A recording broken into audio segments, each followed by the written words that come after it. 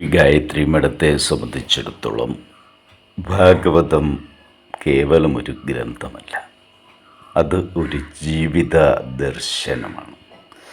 ഭാഗവതം ഒരു പാരായണ ഗ്രന്ഥമെന്ന നിലയിൽ മാത്രം നമുക്ക് പരിചിതമായിരിക്കും. എന്നാൽ ഭാഗവതം വായിക്കപ്പെടേണ്ടതല്ല, ജീവിക്കപ്പെടേണ്ടതാണെന്ന് ഓർമ്മിപ്പിക്കുന്ന ആത്മീയ ദർശനമാണ്.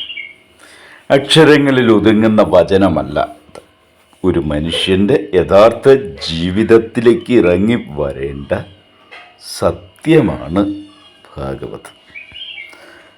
അതുകൊണ്ട് തന്നെയാണ് ശൈവാഗമങ്ങളെ പിന്തുടരുന്ന ശ്രീ ഗായത്രി മഠം ശ്രീകൃഷ്ണ പരമാത്മാവിൻ്റെ ദർശനത്തെ ഓരോ കുടുംബത്തിലും എത്തിക്കുക എന്ന ലക്ഷ്യത്തോടു കൂടി ദോഷപരിഹാരാർത്ഥമായി ശ്രീമദ് ഭാഗവത പാരായണവും ശ്രീമദ് നാരായണ പൂജയും സർവൈശ്വര്യ പൂജയും ചിലവ് കുറഞ്ഞ രീതിയിൽ നടത്തി വരുന്നത്.